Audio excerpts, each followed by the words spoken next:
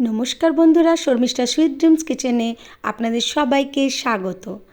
আজ আমি নিয়ে এসেছি কলা পাতায় পিঠে। সাউথে খুব দেখা যায় এই পিঠে, মিষ্টি হিসেবে ওনারা বানিয়ে থাকে। চলুন দেখে নিই কীভাবে হয়েছে। আমি নারকোল কুড়ে রেখেছিলাম একটা, সেই কোড়া নারকোলে আমি দিয়ে দিলাম গুড়। আপনারা চিনি দিয়েও পাক দিতে পারেন। আমি নারকোল আর গুড় দিয়ে আমি পাক দিয়ে নিয়েছি। খুব যে বেশি মিষ্টি হবে তা নয়, আপনারা কতটা মিষ্টি খাবেন সেই বুঝে আপনারা মিষ্টি দেবেন। আমি একটা নারকোল নিয়েছি, সেটা করে নিয়েছি, তার মধ্যে গুড় দিয়েছি 150 মতন। আপনারা এর থেকে বেশি দিতে পারেন। এবারে আমি নেড়ে নেড়ে আমি পাকটা তৈরি করে নিয়েছি। এর মধ্যে আমি দিয়েছি এলাচ দানা দুটো, আমি থেতে এলাচ দানা দিয়ে দিয়েছি। এবারে দেখুন ভালোভাবে নেড়ে আমার তৈরি হয়ে গেছে। এবার আমি জল গরম বসিয়েছি, একদম উষুম উষুম না, একটু বেশি গরম হবে।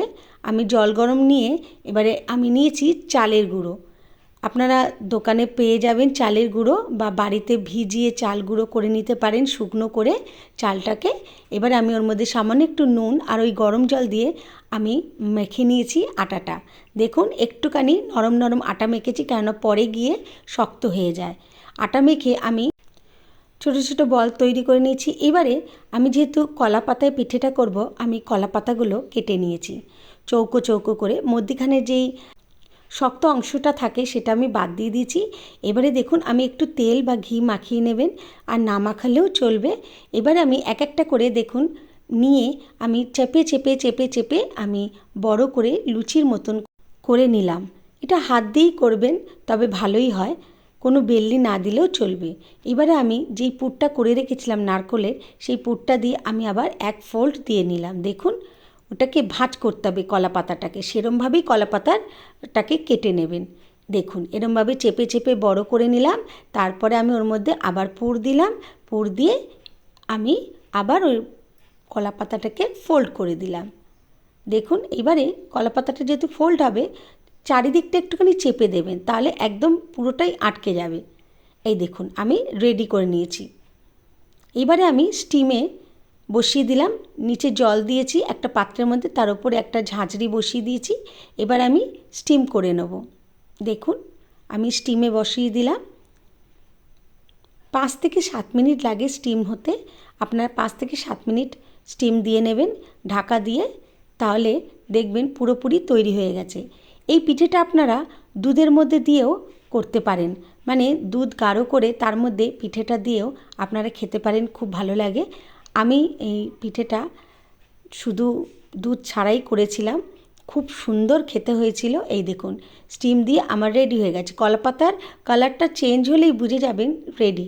দেখুন কি দারুণভাবে হয়েছে, পুরোটাও সেটে গেছে একদম ধারগুলো দেখুন। এর ওপরে আপনারা নুনের গুড় দিয়ে আপনারা খেতে পারেন। খুব সহজে হয়ে যায় আর খুব তাড়াতাড়ি কম সময়ের মধ্যে সুন্দর তৈরি হয়ে যায় এই পিঠে। দারুণ লাগছে না? খেতেও খুব সুন্দর হয়েছিল। এই দেখুন আমি নুনের গুঁড়ো ওপর থেকে দিয়ে দিয়েছি। আপনারা দুধ পুলির হিসেবেও করে খেতে পারেন। খুব সহজে রান্না হয়ে যায়, খুব কম সময় লাগে, আর সুন্দর খেতেও হয়। আজকের মতন এইটুখানি।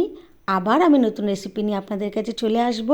আমার রান্না যদি ভালো লেগে থাকে প্লিজ সাবস্ক্রাইব করতে ভুলবেন না, লাইক কমেন্ট আর শেয়ার করে দেবেন, কেমন? খুব ভালো থাকবেন, খুব ভালোবাসা রইল আপনাদের জন্যে।